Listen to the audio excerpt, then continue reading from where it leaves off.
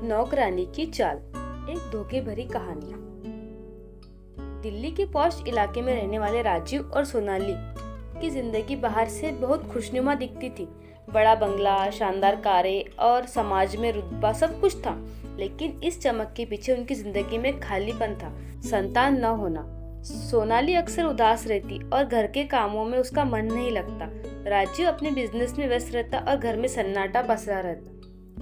एक दिन सोनाली ने अखबार में विज्ञापन देखा, अनुभवी नौकरानी की आवश्यकता, रहकर काम करने के लिए। कई औरतें आई, पर किसी में भी वह बात नहीं आई जो उसे चाहिए थी। फिर आई मीना। मीना लगभग 25 साल की थी। लंबे, गेहुआ रंगत, बड़ी बड़ी आंखें और चेहरे पे अजीब आत्मविश्वास। उसने बहुत ही मीठे स्वर में कहा, मैडम जी, मैं सब काम कर लूंगी, खाना बनाना, सफाई करना, यहाँ तक कि आपकी सेवा भी। सोनाली को वह सीधी सादी और समझदार लगी। कुछ ही दिनों में मीना ने घर का सारा काम संभाल लिया। वह सोनाली के कपड़े प्रेस करती, समय पर दवा देती और उसके साथ बातें करती। धीरे धीरे सोनाली को मीना पर भरोसा होने लगा, लेकिन राजीव की नजरें अब बदलने लगी थी। राजीव अक्सर देर रात तक ऑफिस से लौटता था। एक रात जब वह लौटा तो मीना ड्राइंग रूम में बैठी थी। उसने कहा, साहब, मैम को नींद आ रही थी, इसीलिए मैं उनके पास बैठी थी, अभी पानी लेने आई थी। राजीव मुस्कुरा दिया। मीना की आंखों में एक अजीब सी चमक थी। उस दिन के बाद मीना के बहाने बढ़ने लगे। कभी राजीव के कमरे में चाय देने, कभी फाइलें रखने। हर बार वह कुछ ज्यादा देर ठहरती। सोनाली को कुछ अजीब लगने लगा। उसने राजीव से कहा, मीना को तुमसे बहुत बातें करने की आदत हो गई है, जरा ध्यान देना। राजीव हंसते हुए टाल दिया, अरे वो तो सीधी सादी है, तुम्हें वहम हो रहा है। पर मीना सीधी नहीं थी, वह चालाक थी। कुछ हफ्तों बाद घर में छोटी छोटी चीजें गायब होने लगी। सोनाली ने शक किया, लेकिन कोई सबूत नहीं मिला। एक दिन सोनाली ने देखा कि मीना अपने फोन पर राजीव की फोटो देख रही है। उसने झट से फोन छीना। ये क्या है? मीना बोली, मैडम जी, मैं तो सिर्फ फोटो देख रही थी। साहब ने कल मुझे फोटो दिखाते हुए कहा था कि इस स्टाइल में बाल कटवाओ। सोनाली हैरान रह गई। राजीव ने ऐसा क्यों कहा? उस रात वह राजीव से पूछा। राजीव ने गुस्से में कहा, तुम्हें हर बात में शक क्यों होता है? वो बस एक नौकरानी है। लेकिन सोनाली को अब सच्चाई समझ आने लगी थी। मीना राजीव को फंसा रही। धीरे धीरे मीना ने सोनाली से दूरी बना ली और राजीव के करीब आती गई।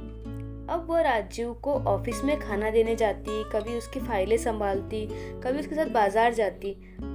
राजीव को भी उसका ध्यान भाने लगा था। सोनाली को एहसास हुआ कि घर में अब इसका कोई सम्मान नहीं बचा। एक दिन उसने देखा कि मीना राजीव के कमरे से निकल रही थी, हाथ में राजीव की शर्ट ली हुए। सोनाली का गुस्सा फूटा। अब तो हद हो गई मीना, ये सब क्या चल रहा है? मीना ठंडी हंसी और हंसते हुए बोली, मैडम जी, जो आपने दे सकी वो मैं दे सकती हूँ, प्यार और साथ। सोनाली के पैरों तले जमीन खिसक गई। सोनाली ने उस दिन मीना को निकालने की ठानी, पर मीना बोली, निकाल दूंगी तो देखना, मैं ऐसा सच उजागर कर दूंगी, समाज में मुंह दिखाना मुश्किल हो जाएगा। सोनाली ने डरते हुए कहा, क्या मतलब? मीना ने हंसते मोबाइल दिखाया। उसमें राजीव और मीना की तस्वीरें थी, कुछ बहुत निजी पल की भी थी। सोनाली की आंखों से आंसू निकल गए। मीना ने धमकी दी, अगर मुझे पैसे नहीं दिए तो सब सोशल मीडिया पर डाल दूंगी। सोनाली डर गई, लेकिन फिर उसने हिम्मत की। उसने मीना से कहा, ठीक है, कल पैसे मिल जाएंगे। रात में सोनाली ने पुलिस को बुलाया और सब बताया। अगले दिन जब मीना पैसे लेने आई तो दरवाजे पर पुलिस खड़ी थी। पुलिस ने फोन जब्त किया और पता चला कि मीना पहले भी 2 घरों से ऐसी ही ब्लैकमेल कर चुकी है। वो अपने मालिकों को प्यार के जाल में फंसाकर पैसे ऐंठती है। राजीव को अपनी गलती का एहसास हुआ। उसने सोनाली से माफी मांगी। मीना को जेल ले जाया गया, लेकिन जाते जाते वो बोली, साहब जैसे लोग ही तो मेरे जैसे लोगों को चाल चलने पर मौका देते हैं। राजीव और सोनाली का रिश्ता अब पहले जैसा नहीं रहा। भले ही उन्होंने मीना को घर से निकाल दिया, लेकिन उस धोखे ने उनके बीच दीवार खड़ी कर दी। सोनाली अक्सर आईने में खुद को देखते सोचती, कभी कभी सबसे बड़ी दुश्मनी वो होती है जिसे हम सबसे करीब लाते हैं। मीना जेल में मुस्कुराती। उसे अपने किए पर पछतावा नहीं था। उसके चेहरे पर वही चालाकी मुस्कान थी, जैसे वो कह रही थी, हर घर में कोई ना कोई कमजोरी होती है और बस उसे मैं ढूंढ लेती हूँ।